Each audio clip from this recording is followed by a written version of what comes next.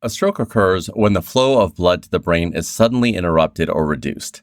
Just like a field of flowers struck by a drought, brain cells without blood supply will start to wither and die very quickly. That is why it's so important to act fast if you see someone showing symptoms of a stroke. Here to discuss is Dr. F.A.S.T.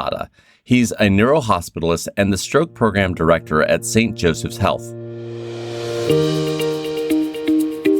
Welcome to St. Joseph's Health Medcast, a podcast by St. Joseph's Health. I'm your host, Prakash Chandran. So, Dr. Sada, thank you so much for joining us today. I really appreciate your time. I wanted to get started by asking, what exactly are the typical and atypical signs and symptoms of a stroke? Thank you for having me here today. Stroke can vary in presentation. There are both common and atypical symptoms associated with this condition. Some of the most common stroke symptoms that we see include a sudden onset of neurological problems. These could include numbness or weakness, especially if they're affecting one side of the body. It could affect the face, arm, or leg. Sudden onset of confusion, trouble speaking, trouble creating sentences, or difficulty understanding someone else speaking. Other symptoms such as sudden trouble with vision, blurred vision, or double vision, severe headaches with no known cause or no specific history of headaches, or other rare causes or rare symptoms such as dizziness, loss of balance, or coordination difficulties. The atypical symptoms, though, manifest differently and usually are difficult to pick up. These are unexplained behavioral changes, altered consciousness, sudden onset nausea, vomiting. That is, again, very sudden and not typically consistent with someone that's having a stomach bug. Those can be missed or can look like something else rather than a stroke. Other patients can have sudden hiccups, swallowing difficulty, or feeling a stuck sensation in their throat. It is important to remember that any of these symptoms can vary depending on the area of the brain is affected, but it is very important to get immediate medical attention when these symptoms occur suddenly. Now, I definitely want to get into the urgency piece of it, but I want to stick with the signs and symptoms a little bit longer. I've heard of this acronym FAST before. Is that something you can explain for us? Yeah, FAST is used to educate everyone in the community. You know, I was sitting once having dinner with my kids, and my 10-year-old was actually broke down FAST for me because it's being taught in school as well, which is a very important acronym to consider.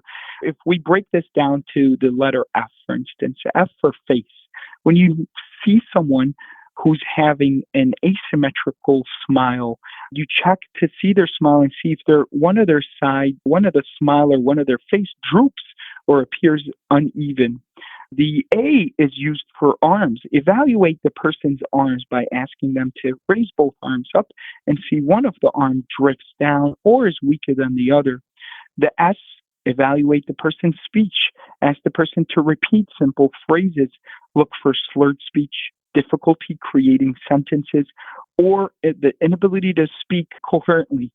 Then a T is for time. And if any of these signs are picked up or seen, then time is of the essence. It's really critical to act quickly and call emergency services and seek medical attention. Yeah, so you've emphasized this a couple times now. Why is it so urgent to reach out for help immediately? It's important because we are, I want to say, limited on the treatment for stroke, but at the same time, if we can have patients present immediately after the sudden onset in stroke symptoms, the outcome with treatment is really extensively, significantly better than the patients that present a day or two later. Furthermore, the treatment is really restricted to a narrow window for patients can only receive treatment within the first 4.5 hours of their last known well time. And this is important, not really when the symptoms started, it's when they were seen last normally, up to sometimes 24 hours. But outside that window, it's really hard to provide any treatment because it can cause harm to the brain if treatment is provided outside the 24-hour window. Okay, so speaking of treatments, what are the types of treatments that are available for strokes? That's right. So the treatment options for stroke depend on whether the stroke is an ischemic stroke, which is caused by a blockage in the blood vessel, or it's a hemorrhagic stroke, which is caused by a bleeding in the brain. Ischemic stroke tends to be more prevalent, presenting in about 85% of strokes, while hemorrhagic strokes are less common and presenting in about 10 to 15% of strokes. So the goal of treatment is to restore the blood flow to the brain. We want to minimize brain damage and prevent future strokes. So if we break it down into ischemic and hemorrhagic, ischemic stroke treatment includes what we call thrombolytics or clot buster medication. We administer these medications through an IV to hopefully achieve a clot dissolving effect with these medications within a few hours so we can restore the blood flow to that part of the brain. The more advanced intervention now, if there is a big artery in the brain that has a clot causing lack of blood flow to that part of the brain, we could actually do a procedure called mechanical thrombectomy. This is done by specialized neurosurgeons that go in a catheter, just like a cardiac catheterization, but instead of going to the heart, they go to the brain and remove the blood clot that's causing the lack of the blood flow or the stroke. This is, again, typically performed on large artery blockage and has to be done within 24 hours. Outside that window of 24 hours becomes risky to perform that procedure. Hemorrhagic stroke treatment includes medication management, which is mostly focusing on controlling the bleeding, reducing the blood pressure, and stabilizing vital signs.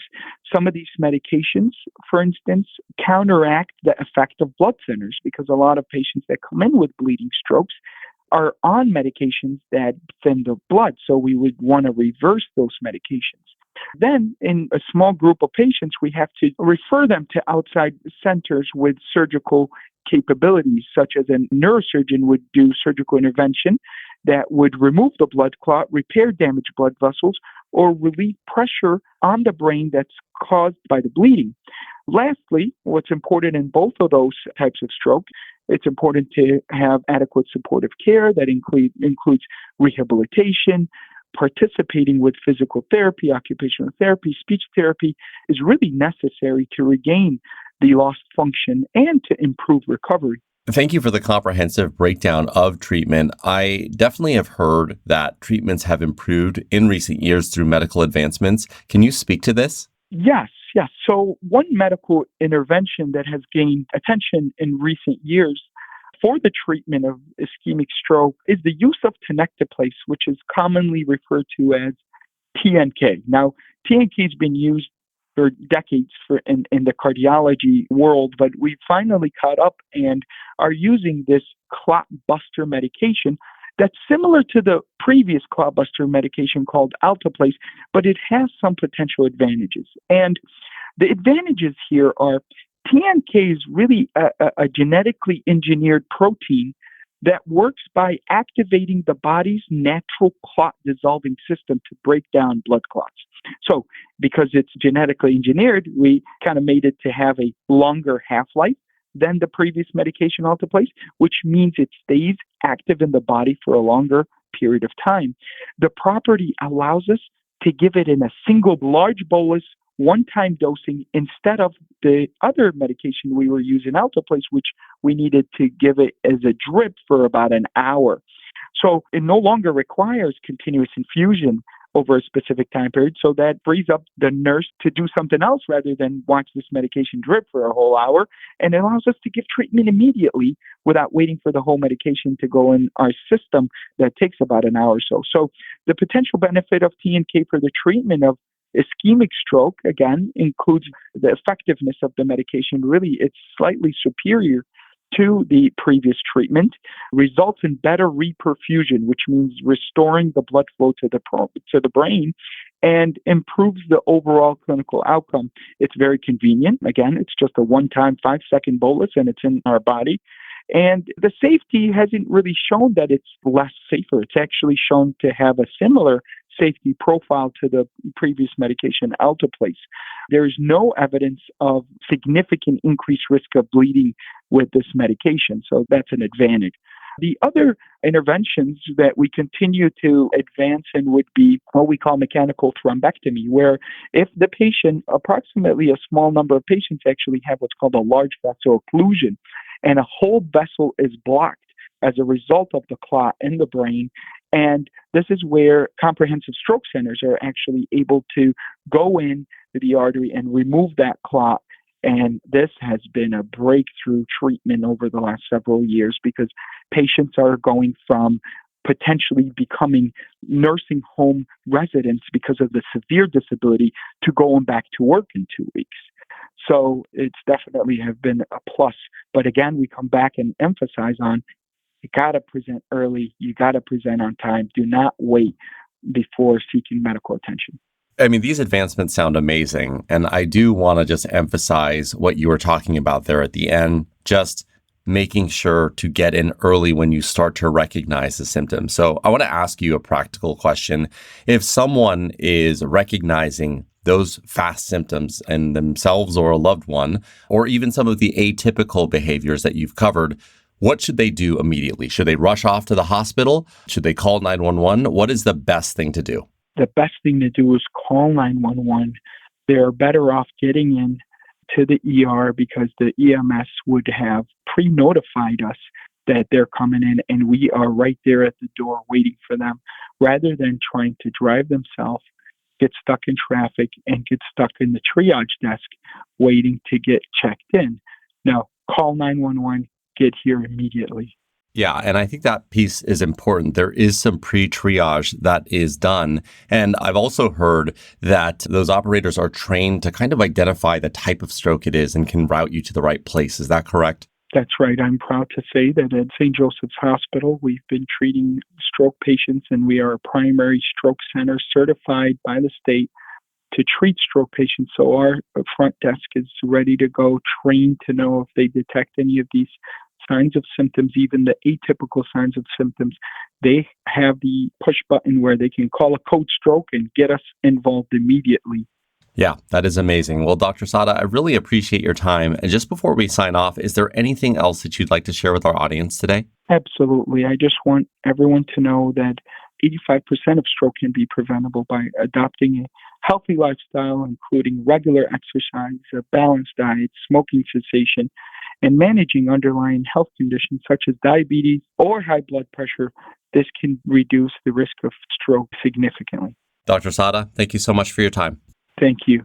That was Dr. F.A.S.T. Sada, a neurohospitalist and the stroke program director at St. Joseph's Health.